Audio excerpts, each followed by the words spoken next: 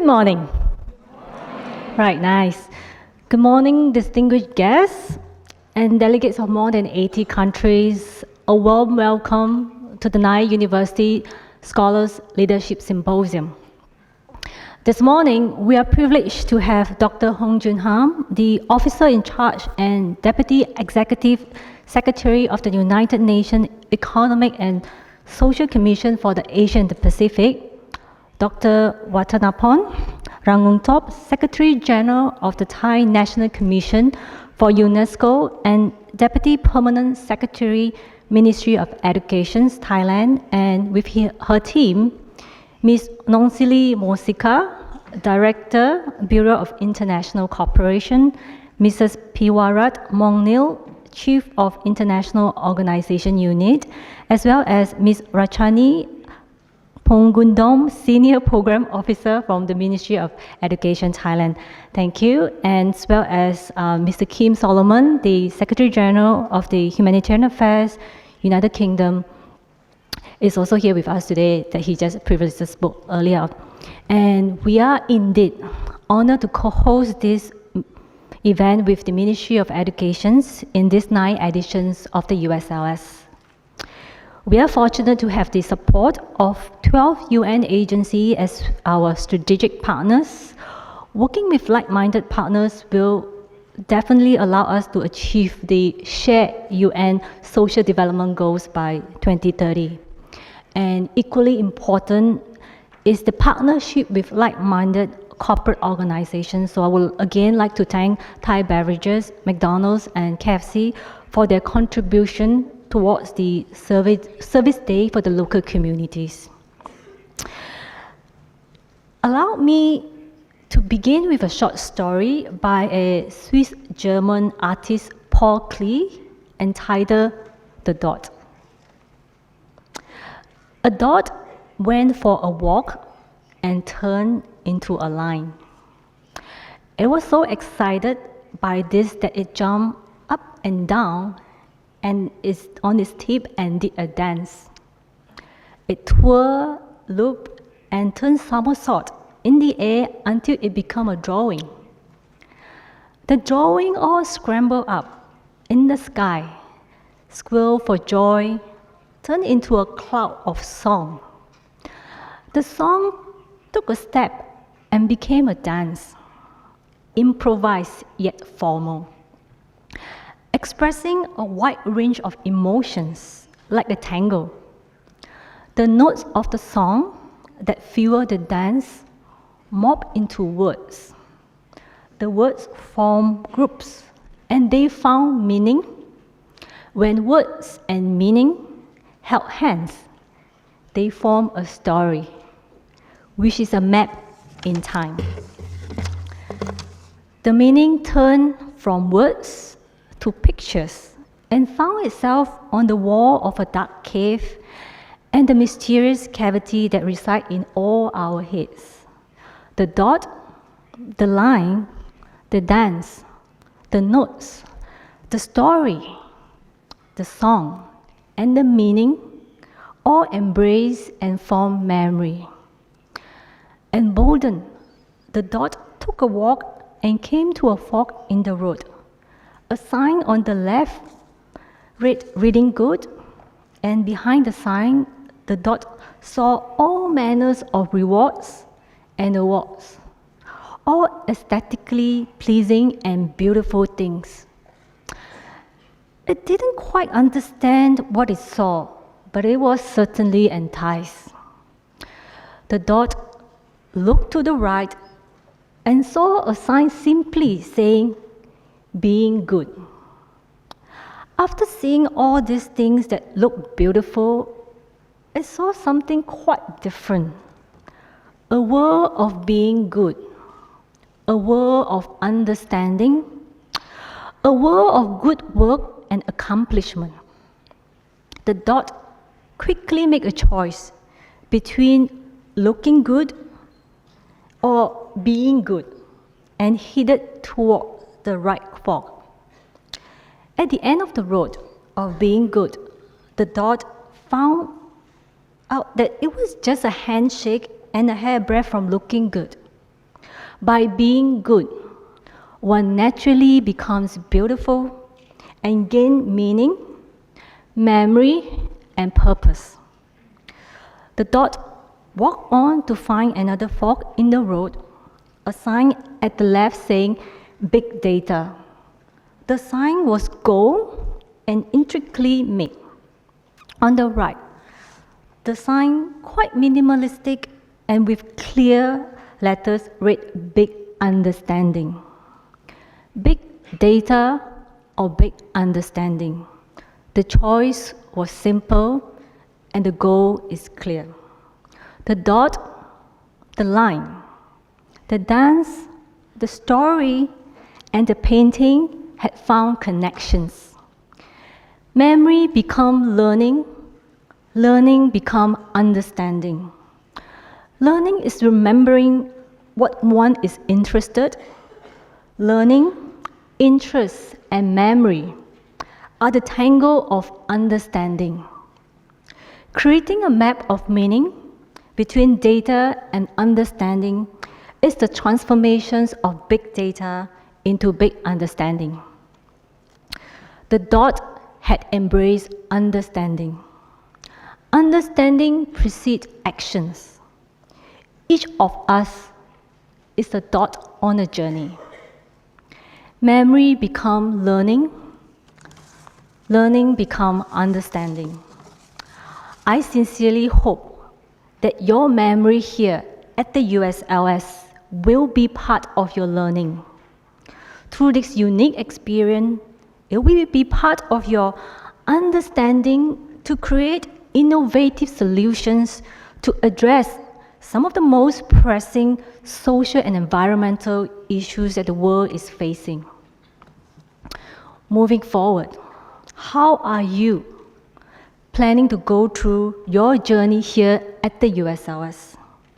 We have to guard our most valuable resource well, something that's available to all of us. That resource is time. Each of us has 24 hours in a day. We cannot choose whether we can have more than 24 hours, but we can choose to do what we have with the time. Be intentional with your time here at the USLS. And this will be, like what Mr. Kim mentioned, it will be one of your fastest week of your life. I want you to spend, actually I should say that I would like you to invest your time here wisely at the USLS. And before diving in, I hope that you all can reflect on your why. Why are you here? Why are we all here? The USLS is a leadership conference on social change. The fact that so many of you are here show that you care about social change as a young leader. And to reaffirm my observations, I went to do a bit of research and found articles by Forbes about why leadership is so important to millennials right now. According to the US Bureau of Labor Statistics, by 2030, millennials will represent 3/4 of the work global force. And what does this mean? This means your generation will have lots of opportunity to lead and create the world with the values that so many of you are here for, which is to effect positive social change. To be the voice for the voiceless, to build a safer world for all. Jim Collins, who is a Stanford University Graduate School of Business and also the author of a book called Good to Great, which sold more than 4 million copies and translated into 32 languages, mentioned in one of his speeches that your generation is the most inspired and inspiring generation. And yet, there is a weakness in the millennials' leadership. Many of you are hailed as champion of the digital age. Again, according to Forbes contributor Ms. Sarah Landrum, millennium research skills and your thoughtfulness are second to none. Compared to my generation, many of you are out-of-the-box thinkers, and this is indeed good news. We need more innovations to solve some of the most pressing issues that we are facing today. So, what is the weakness in the millennials' leadership? Although millennials are excellent information gatherers, all the time behind the screen might be dulling your social skills. In fact, some researchers have gone so far as to claim millennials are at a disadvantage in the workforce compared to other generations because they lack some of the confidence required to reach out and to make personal connections, even over the phone. So for all the data millennials consume and make sense of in an average day, communication itself is a central pillar of leadership, might be in decline. So therefore, a leader needs to be able to communicate effectively and with confidence. Confident in sharing your vision, confident in leading yourself, confident in leading your team, confident in inspiring others to make a positive change, which leads us to the theme of the Nye University Scholars Leadership Symposium, Inspiring Confidence, Inspiring Change. And here are my 5 humble suggestions to build up your confidence as a competent young leader. Number 1, step out of your comfort zone. Make it a goal to know 7 different individuals who are academically and culturally different from you at the USLS. Do not just stick to one best friend during your time here. And some of you will notice that we have very long tea breaks and lunch, and there's a reason behind that. It is just not for you to spend the entire time enjoying the good food that this beautiful country has, but it is for you to do networking. Just like this popular quote, keep calm and carry on. So at the USLS, it's keep calm and network on. Okay.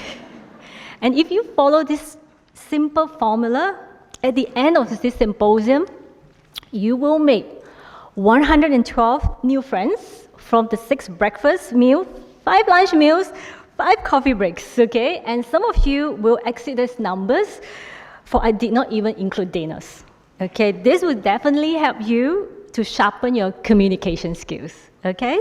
And number 2, time is limited. Here, I repeat again, do not just spend your time here at the USLS, but invest in your time. What are the 3 main goals that you hope to achieve at the end of this symposium? Is it to learn from speakers about the humanitarian and leadership journey? Or is it to better understand what the different United Nations agencies are doing in achieving the 17 UN Sustainable Development Goals? Or perhaps it is to learn from other delegates. What are some of the best practices that they are doing in reaching out to the communities? And how would you like to implement that in your community? This will work on your time management, which is another essential skill of a leader. All right? And then number 3, focus is essential. Okay? Focus is essential. Have proper rest the night before. Do not stay up late until the middle of the night and spend your days dozing off at the symposium, because nothing much could be achieved when you are sleepy. So be responsible. Okay, can we do that? Right? And number 4, add value to others. Add value to others. While we have many opportunities to interact with so many like-minded people, Observe if you are being a positive influence to others or a negative influence. A negative influence complaining about every single thing that you could think of.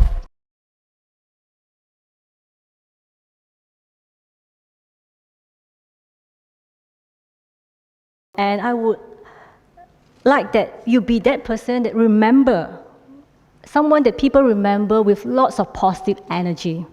And I would like to borrow the 3C from Mr. Kim Solomon that he shared with the delegate last year. That is to have concern, courage, and the commitments in the things that we do. So there you go, you have 4 humble suggestions from me, and right now is the last one, which is also my favorite. So my last humble suggestion to you is to be grateful. Yes, show gratitude. We are living in such a fast-paced environment, and many times we forget. When was the last time that you say thank you to someone in appreciating for what they have done for you? If we want to live in a world of kindness, it has to start from us. And I hope that these 5 suggestions will be helpful for you throughout your entire time here at the USLS. And enjoy the diversity here at the USLS. Enjoy your time here in this amazing country, Thailand, and most of all, let's celebrate and reaffirm our commitment as part of the human race to inspire confidence and inspire change. Thank you, and God bless.